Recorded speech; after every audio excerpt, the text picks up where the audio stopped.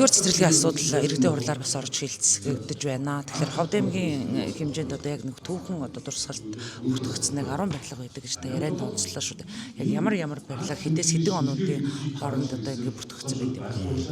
За ер нь бол нэгдүгээр цэцэрлэгийн барилгад нөгөө олон нийтийн өмнө одоо агтлах шийдвэр гаргаад газар чөлөөлөх шийдвэр гараад олон нийтийн шүүмжлэл нэлээд дагуулсан. За энэний дагуу бол үндсэндээ түрээсийн гэрээгээр бас хэв загвар навж үлдээд ингээд түрээсийн гэрээгээр ашиглуулад явъя гэдэг юм санал хүрээд.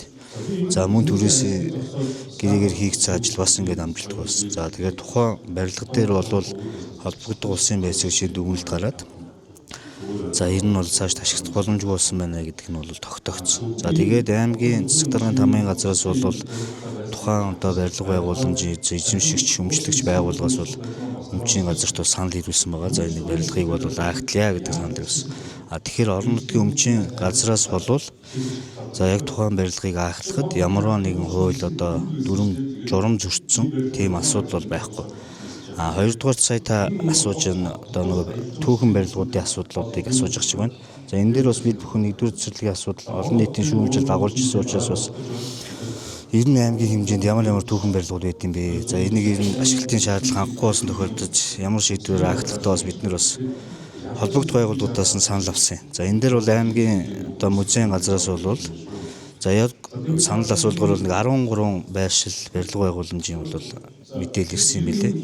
За энэ дээр бол яг нэгдүгээр цэцэрлэгийн барилга бол тус одоо мэдээлэл дотор бол одоо төгсрөл барилгаар бол бүртгэгддэг. За энэ дээр бол Ховд аймгийн одоо хөгжим драмын театр, за мөн цагдаагийн ажлын цаадлын нэг цагаан хаалга байгаа. За тэр цагаан хаалга, баазын хаалга. За аймгийн одоо хүүхд гэр бүл хөгжлийн газрын одоо үүдэн дээр байгаа хөшөө гэх мэт ийм одоо барилгууд нь бол одоо өмчийн одоо түүхэн дурсгал барилгалт бүртгэлтэй байд юм а гэдэг хариулт ирсэн байгаа тий.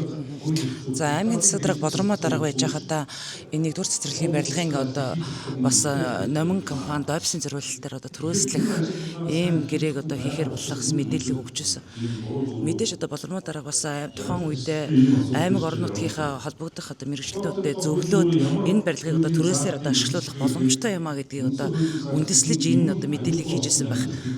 Өнөөдөр бол энэ барилга бол агтлаж нураагдах дээрээ тулаад ингэ явж штэ тийм ээ.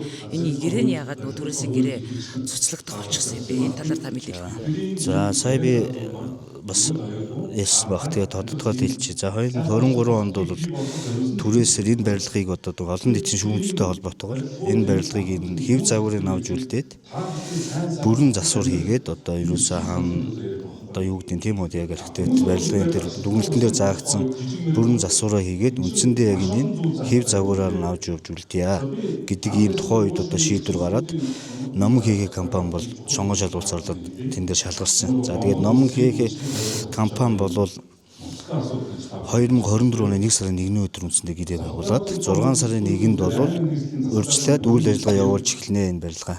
Тийм. Ер нь бол үйл ажиллагаа явуулж эхэлнэ гэдэг 1-3 дахь заалтан дээр бол байгаа тодорхой. Тэгтэл номон хийхээ компани нь бол үндсэндээ гэрээгээр хүлээсэн үүргээ 1-3 заасан үүргээ хэрэгжүүлээгүй учраас орон нутгийн өмчийн газар аймгийн засаг даргын тамгын газраас одоо номон хийхээ компанид гэрээгээ цуслахын санал хүргүүлээд за тус төсөл сонгон шалдраар гарсан номон компани болвол за цуслахыг бол ингээ хүлээн зөвшөөрлөө гэдэг байдлаар ингээ цуслагдсан асуудал байгаа. Өөрөөр хэлбэл 4 сараас эхэж үйл ажиллагаагаа явуулж эхлэх байсан учраас 6 сарын 1-ээс үйл ажиллагаа эхлэх ёстой. Гэтэл одоо эхлээгүй учраас одоо гэрээ зөрчигдсөн. Эхлээгүй үндсэндээ жил одоо 12 сарын 12-ны өдөр үндсэндээ 6 сарын хугацаа өнгөрсөн дараа ингээ гэрээ цуслагдсан гэсэн үг.